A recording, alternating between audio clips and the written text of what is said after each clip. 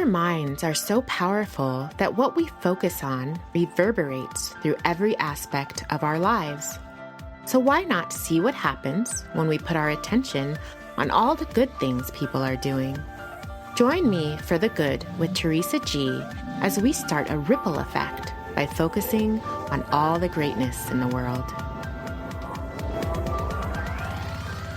As the CEO of Curable, an online pain psychology app, John Gribbin is here to tell us how he recovered from 15 years of chronic lower back pain and other symptoms, which has enabled him to keep up with his 2 active kids, and I'm sure helped inspire him to create the Curable app that is helping thousands of other people heal from chronic pain. When I found the Curable app, I was so excited because, as you all know, I strongly am into rewiring the brain for health and happiness, and Curable is another ingenious tool to help change so many lives. So I'm so happy to have you here, John, with us today. It's a pleasure to be here, Teresa. Thanks for that wonderful intro. Oh, yeah, absolutely. So why don't we start off with your story or your healing story? Sure. Happy to tell it.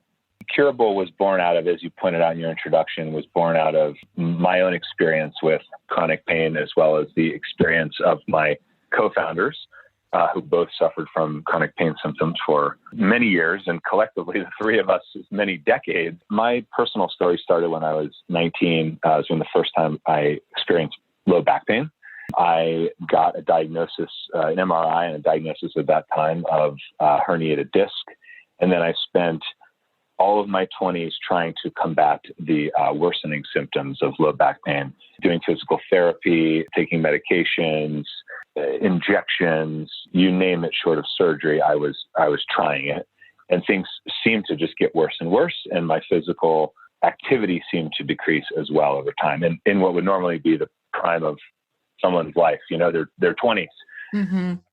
And I got into my 30s, still was feeling bad, still had worsening symptoms, and went to see another orthopedic surgeon and got another MRI, and I got a new diagnosis. And this diagnosis was degenerative disc disease, which it turns out I think all of us have, but mine was at least what this particular doctor was tying to my pain symptoms. So I remember walking out of the hospital that day when I got this diagnosis of degenerative disc disease, thinking to myself that because of the word degenerative and disease, that disease meant that I was never going to be able to feel better again. And degenerative told me that it was only going to get worse from that day forward. And I felt pretty bad that day at age 31, 32. So I was already kind of projecting into my 60s, 70s going, oh no, this is only going to get worse. So my wife and I had purchased a home shortly after this new diagnosis. And after moving into this new home, I had a really bad back flare-up that put me in bed for multiple days. And I was able to finally emerge from bed. We were taking our kids on a trip to Maine the following weekend, and made it to Maine and was on a hike with a friend in Maine, still feeling painful symptoms from the previous weekend's back episode. And this friend asked me about my back pain, and he told me that he was able to get out of his back pain by reading a book, which I thought was complete. You're like, right. Yeah. I didn't believe him. Let's put it that way. But he explained what the premise of the book was, that the brain was, of course, connected to the body, and that the brain had a large influence over pain of all types of symptoms, specifically pain symptoms. By the end of our walk, I really understood what he was talking about. I actually started to feel some hope that I could get better. I started feeling a little bit more control over the symptoms. And then I went on my own journey over the next year of learning more about the brain's role in pain and getting myself out of my painful symptoms and resuming all types of physical activity in my mid-30s that I hadn't done since my teens. Which book was it? Well, the particular book my friend was talking about was a book by Dr. John Sarno from NYU, who wrote a few books in the 80s and 90s on specifically back pain, but then Dr. Sarno started realizing that his protocol for back pain applied to a variety of chronic pain symptoms. The particular book was Mind Over Back Pain that my friend mentioned. Okay. And again, even the title, I was thinking, my friend is crazy for even believing this stuff. This is mumbo jumbo, woo woo stuff here. But it turns out, and this is kind of the curable story, but it turns out that, Dr. Sarno wasn't a scientist and they didn't do any research to support his claims. So I think a lot of scientists thought of him as you could call him a quack, I guess, back then. But what's happened is that we've now, in modern neuroscience research and modern medical research, we've learned that the brain does play this significant role in ongoing pain symptoms. And he was onto something, and now a lot of the research has supported the general premise of the brain really being a central figure in someone's chronic pain symptoms. And that was the case for me. Right. I mean, now it's the study and the research has backed it in so many different areas, not only pain, but in health and in your finding joy or fighting depression or anxiety. Right. Yeah. And it's a lot of this is overcoming stigma. There's just been a stigma in medicine and in Western culture of what the brain's role in all of the things you just listed and more. And that if we are somebody if you're a person who has physical symptoms because of your brain, or you have mental challenges because of your brain, there's a stigma that you're weak in the head, or that, your symptoms are all in your head. That's a term that people use and get frustrated by, understandably. Mm-hmm. And so has been the stigma attached in Western culture to mental health and the brain's role in your health. And I think that the tide is turning on that. Yes, I think so too. I absolutely agree. So basically, when you read the book and you started doing the research, what things were you doing to help change your brain's response to pain or feeling of pain? It's different for everybody. So when I talk about my story, I guess I would not want to interpret it as a game plan for everybody. Mm-hmm. For me, it was a lot about the learning about what pain is, the sensation of pain, why it occurs, why it sticks around. So a lot of it for me was learning that I'm okay. My body's structurally sound, that everybody has malformations in their back over time, that everybody, again, I kind of mentioned this earlier, but the research shows that by the time you're at old age, almost 90, it's like nearing 100% of people have degenerative disc disease, as it is termed. Yeah. And there's only about 20 people who have actually, all of us have regenerative disc disease, but there's only like 20% of people that feel pain from it or something like that. Yeah. I was just listening to a podcast about that. There's good research on this as well, the correlation between disc degeneration and the feeling of pain. There's a great study where there were 100 participants in the study. 50 of them had back pain, 50 of them did not. And the group of orthopedic folks and physicians and radiologists were brought into a room. The MRI scans of all 100 people were put on a table, shuffled around, and then the researchers asked the experts, okay, which of these scans is somebody who has pain? And there was almost no correlation between the scans that were selected as someone, this is bad discs here, and the people who actually reported having pain. I'm paraphrasing that study, so I would encourage you and your listeners to look at it. Isn't that amazing, though? It's just amazing. It is, yeah. So it was those kind of things that, for me, learning those things, having confidence in my own body that, okay, I'm okay. My body thinks it's in danger, but it's not. I can go running, for what was it at the beginning, a half a mile, or, walk and run combination for a mile. I can do these things and I'm not causing myself further damage. So having that confidence, learning about the science of pain, that's what I needed to get better. But like I said, everyone kind of has a different journey. So then at what point were you inspired to start the Curable app? Well, myself and my two co-founders, Eric and Laura, were working at another Chicago-based software company. This is where we all met. And I learned that both of them also had pain symptoms. And so I had gone through my own process and I was feeling better. And so like someone does when their friend or loved one is experiencing something they've experienced, you encourage them to do what you did. Hey, I'm feeling better. You should try what I learned. And that's hard for everybody to absorb. Sometimes when someone's recommending something to you, it worked for me, why don't you do it?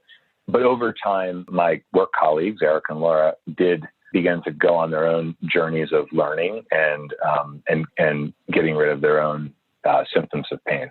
In Laura's case, it was migraine headaches she had for years and knee pain.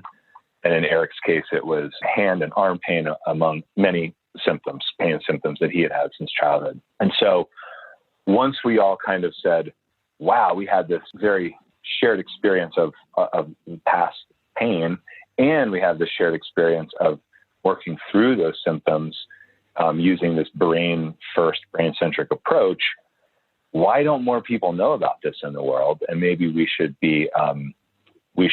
get together and communicate this to everyone and see if we can get this process and this way of thinking into the hands of people who need it. And that's when we started the company. So had any of you guys made an app before? Yes, we all came from software and marketing software and running software companies. So it was our first instinct was to put something like this into software. And it was actually our initial hypothesis was, okay, we know how to do software. We built it. We've brought other software products into the world and run companies that did so. Can we take this problem and this enormous problem, 100 million Americans, the recent estimate that 100 million Americans have chronic pain, and there's many more worldwide. Can we take what we know, which is software businesses, and apply those skills and that know-how to helping address this large problem? That was our initial hypothesis. Can we do this? We don't know. We have to go see if we can. And that was how the company started. Well, it just blows my mind because the app is really just phenomenal. And it's phenomenal in sort of creating a individualized program for people by feedback. And that to me is just super, super cool. Once I had tried the app out, I was just like, you guys, we have to have you guys on so we can help more people know about this app because, we all know people that are in chronic pain. What changes because I know you guys get a lot of feedback from people using the app. What changes are people talking about that they're experiencing from using the app? Well, the Curable app, the company has grown its product line beyond the app now. We have a number of other products and courses and things that people can do to help themselves, which I can talk about. But the app is still the flagship Curable product and program. And the app has been in the world in existence since December of 2016. So that is about 3 years. Oh, wow. And so there are about 250,000 people who use the Curable app now. So we have been, over the years, we've accumulated many stories. We've accumulated lots of data on people feeling better, but the data it's more boring than people's stories, people's personal stories. And so we have, along the way, I've picked up thousands of wonderful stories from people, whether it be reviews in the App Store or emails, heartfelt emails that are sent to our personal email inboxes, or our users will create their own blog posts that we've never met the person or heard from the person, and they share their experience out to the world, or videos that they record and so on. So over 3 years, we've gathered quite a few of these stories. And to answer your question, I would say that the experiences range from the positive life-changing experiences range from anything from, I had shoulder pain for 6 months, now it's gone, thank you, to I was diagnosed with fibromyalgia 20 years ago. I've been on, opioids and everything else for a long period of time. And this app alone has completely gotten rid of my symptoms. It has given me hope and control over my life. It has reestablished family relationships that were falling apart. I am now working again where I previously wasn't, so big time on the one end of the spectrum, there are big time life-changing stories. Just, it's crazy how an app can do that. Well, I guess I want to be, that's an important point, Teresa. It's actually the individual who's doing it, doing the work, and not our app. Exactly. So I think that's an important distinction to make, is that all Curable does is provide the information and the knowledge, and it's the actual person, the individual, who is doing all the work, and they themselves are the ones who are changing their own lives. And thank you for clarifying that, because it's hard work. It's hard work, and it takes commitment. Yes. Yes. And we don't want to give the impression either that Curable is a pill, right. I just sit here, I open my app, and the app will get me better. That is just far from the case. We don't want anyone to believe that or think that is how our approach. It really is self-empowerment, self-care, and education and knowledge, and that really gives someone that empowerment and control to change their own course. Mm-hmm. Yeah, absolutely. Absolutely. And so for someone, I just want to sort of talk a little bit more about the science of Curable. Mm-hmm. Maybe you can just sort of give us an overall view, or someone who doesn't really have any idea about rewiring the brain. Can you sort of tell them a little bit about what it is? What is rewiring the brain to be pain-free? What does that look like? I'm happy to try. I will say that the best thing that anybody can do, and this is not a sales pitch here, this is because this part of our program is totally free and open to the world, is download the Curable app, because a lot of pain science we offer in the Curable app for free to everybody.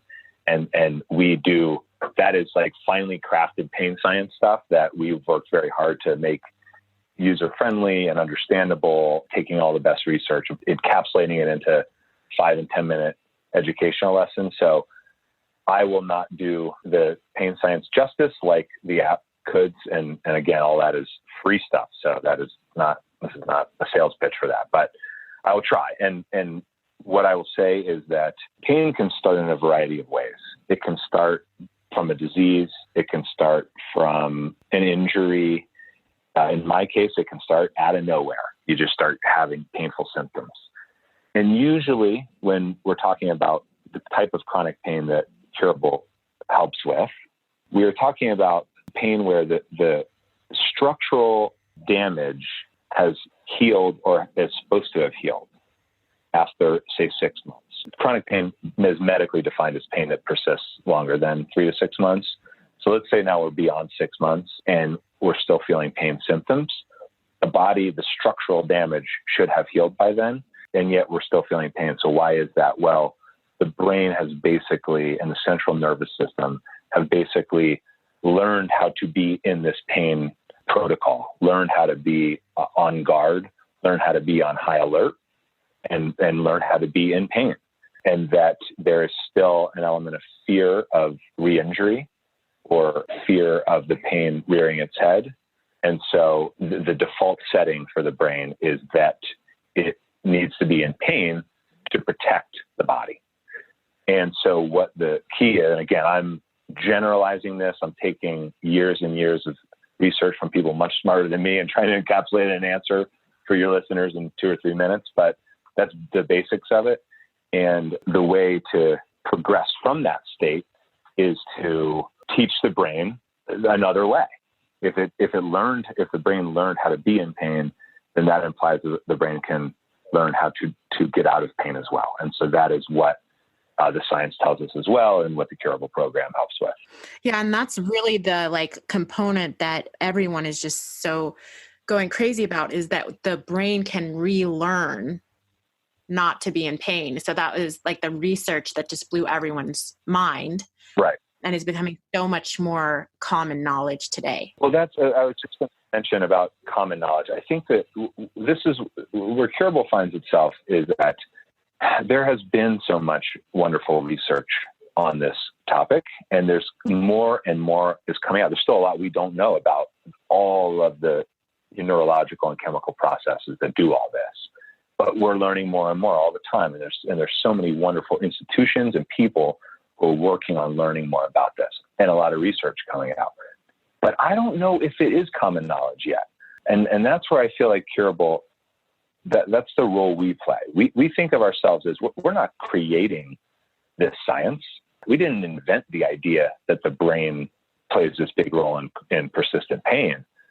We are basically translators from these wonderful research institutions who are publishing papers every week on this. We're translators of those papers to the people who have the pain. Because most people's journey is they go to their doctor. The doctor says, we don't know what it is. They get a scan. They're like, yep, we can't tell still what it is. And they go on this very frustrating journey of multiple healthcare professionals searching, no, nothing's wrong with you, and so on. And they're not getting answers. And yet the answers are found in the science, but what normal person is reading, the New England Journal of Medicine, as like a bedtime book to learn about the latest and greatest research on chronic pain. And so that's where we come in. We say, all right, if all this research is being done, all this research is pointing to the brain's role in pain, how do we make this consumer friendly and get it into the hands of the people who need it, the people who have the pain? Thanks for putting that into perspective, because I was just laughing at myself, because I'm like, have I really created such a bubble around myself where I think that this is common knowledge just because everyone I talk to is working with the brain or knows about this or rewiring their own brain for some reason. So yes, I do. I thank you for bringing that point up, because I do agree. Absolutely. We have a long way to go, I think, until it becomes common. I mean, that's what we're working on. That's Curable's number one goal, is to make all this common knowledge. And I think we have a long way to go. I think that the mainstream, the middle of the bell curve of, let's just say, Americans, are not getting exposure to this information. They're not getting it from wherever they get their information from, meaning usually their care network, their doctors, and so on. And the real unfortunate part of this is that there's a great study out of Stanford by a researcher named Beth Darnell, who did a study on pain psychology and basically asked primary care doctors, nurse practitioners, folks on the front line of care, if they buy into the fact that the brain plays this big role, if they buy into the value of pain psychology in someone with chronic pain. And by and large, we're talking over 90% of healthcare providers on the front line believe in the value of pain psychology and the brain's role in pain. Well, that's good. Yet their patients aren't getting exposure to this. And so why is that? And Darnell researched this as well. And it's because the doctor has a hard time communicating this to the patient without the patient getting angry. Hey, have you thought that it might be in your brain? Are you accusing me of making up my pain? No, I'm just saying that, it's a hard conversation to have. There are cost factors at play. Okay, great, doc. My brain's playing a role. What do I do now? Well, you have to go to this other, healthcare provider who's out of your insurance network. And there are a lot of barriers to access this type of thing, even though healthcare providers, by and large, agree that the brain plays this big role in pain. Yeah. And it is hard. It is hard sometimes to explain it to people that don't have any idea about it. And I can imagine that for doctors, that would be hard to explain it in a way that isn't going to put the client at a defense, but sending them to, Curable, or, there's another program for rewiring that is DNRS, sending your patients to programs that have it well defined and have steps that people can take, I think is a great solution to that. So we have about over 600 hospitals, clinics, doctors' offices around the world that recommend, refer, prescribe the Curable app to patients. And that is what the value proposition is for those folks. And how we position it with them is, we will do all that. We'll break the news on them for you. We'll tell them all about their brain and the science, and we'll communicate that very delicate message to your patient. Because It is hard. It's a hard thing it's a lot to ask from a physician who has 15 minutes with a patient to dig deep into the patient's, history and start gently recommending and communicating this concept of pain in the brain. It's just it's too much to ask for primary care. So a hard question, but I wanted to ask you from your personal experience, do you ever experience relapses? And if so, how do you deal with those? Yes.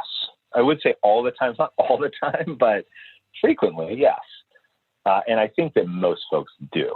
We like to say that going through Curable and going through your own process when it comes to pain is a journey. It is not a destination, meaning you don't get cured of back pain.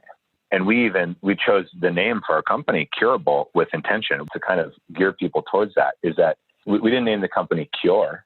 We named it Curable. It's an aspirational message. It's kind of like, there's the goal is out there and I'm going to be constantly working towards that goal. And you never get to full, at least in my case, I haven't gotten to full, never have pain symptoms ever again status. I get back pain frequently. I never worry about it anymore. I never think, oh, it must have been the luggage I threw up into that overhead bin, or it must be because I tackled, my son and I were playing tackle and it must have dislodged something. I never worry about it like that. So I'm always kind of fear-free and in control. I know that when the symptoms do arise, that something must be going on in my life. Something must be going on in my brain if I'm feeling my back pain. And I get out of it pretty quickly. And I will also tell you that I get symptoms elsewhere too, not just in the back. I get pain in my neck from time to time. And I can tell you wild stories about that I've had, like wrist pain in the last year that just came out of nowhere and disappeared into nowhere within about 18 hours. So yes, I get what you're calling a relapse, which is just, do I get symptoms and still? Absolutely. And most people I talk to, most Curable users, my co-founders, physicians, their patients, everybody now that I talk to in this world that experience the same thing.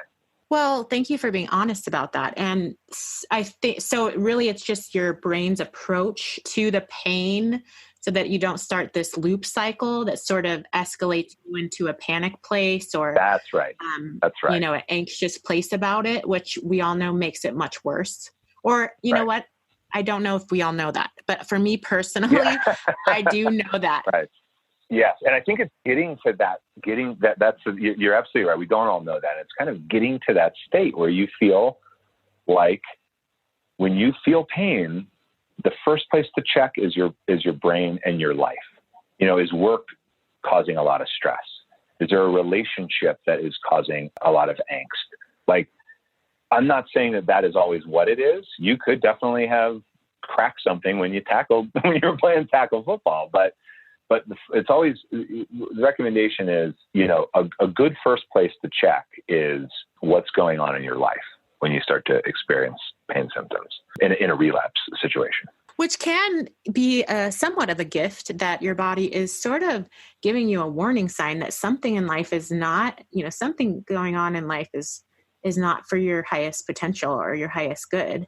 I think that is our scientific advisory board, who is, scientists and physicians and PTs, physical therapists, and a group of very smart people. That is what a lot of them say to us, is that the pain system in the body is designed to be a very positive thing. It is a gift in that it's alerting you to something that's going on. And if you then can realize that sometimes those things that are going on aren't structural issues, aren't a hand on a stove, but they're actually things that are happening in your life and in your brain and your mind, then it is an awesome alarm system. It is like letting you know, hey, you have to tend to this life issue because, that's what these symptoms are telling you. So yes, it's a wonderful alarm system if you can get to that point of understanding that it is a wonderful alarm system. Do you feel like being in pain for all those years helped you become a better person in the long run? Well, it certainly made me incredibly empathetic to our current community of users and other folks now that we're doing Curable. But outside of Curable, I think the main thing I learned is from that experience is, well, a couple of things, I guess. One is that people too often move on to your next problem too quickly, and you forget about where you came from. Meaning, when I had back pain for all those years, if you were to ask me, what's your number one problem in life, John? I would always say my back pain. Well, now my back pain's gone, and yet I've fixated on other problems. Like, why can't I appreciate that the number one problem in my life all through my 20s is no longer a problem? So I think that's one thing I learned, is that we really have to be appreciative of our journey through life and the things that we do overcome. And I think I would like to think, at least my wife might beg to differ, but that my experience with pain has made me less of a complainer, in that I know that it could be, I guess, worse, and whatever my situation is, or a health situation, or a pain, a flare up, like you say, a relapse, it could be worse. So again, trying to be appreciative and trying to not complain too much. So where can people get Curable or find Curable? Well, thanks for asking. Curable is the Curable app program, which we call Curable Classic, is available in the app stores. So your Apple or Android app stores on your phone or your tablets, but it's also available on the web at curablehealth.com. And once you start working into the program, it's, you can use it across all of those devices. You can use it on your computer, you can use it on your phone, you can use it on your tablet. So the two best places to go, though, are either curablehealth.com or your app store. Okay, perfect. And I will put the Curable website link on my webpage for everyone too, so it will be right there for you. And then one last question I have to ask you, and I ask everyone who comes on the show, what do you do every day to help you be the best you? I try to find a moment, and I can't say that it happens every day, but it happens most days. I try to find a moment where I reflect back on my childhood and the years between my childhood and now. I'm 40 years old now. So those 40 years, I look back at those 40 years, and I try to think, wow, I'm still here. I'm around, and try to be very appreciative of that fact. And also, I wasn't financially wealthy growing up as a kid, and, like we all do, face challenges and in childhood. And I think back to that, and it seems like everyone's striving for material wealth. And I think to myself that I've had a good life and haven't had, those things at times. And then again, try to be just very appreciative of being alive, and think that on days when I can do that, it feels really good. I love that. Taking a moment to appreciate that you're still here. Mm-hmm. I really like that. And I got a lot more to accomplish, so I hope I'm kicking for a while longer. Oh, yeah. I hope so, too. I just want to thank you so much, John, for healing yourself so you can now help so many other people heal. And it has been a pleasure to have you on. I just want to let everyone know, go check out the Curable app. It is, I love it. I absolutely love it. And make it a blessed day, friends. And as always, thank you so much for listening and supporting us here. I'm Teresa Gabrielle, and you've been listening to The Good with Teresa G. You can follow The Good with Teresa G on Instagram, Facebook, and Twitter. If you haven't yet, go to the Apple Podcast and subscribe, rate, and review this podcast. Join me next week for another inspiring conversation. Thank you for listening.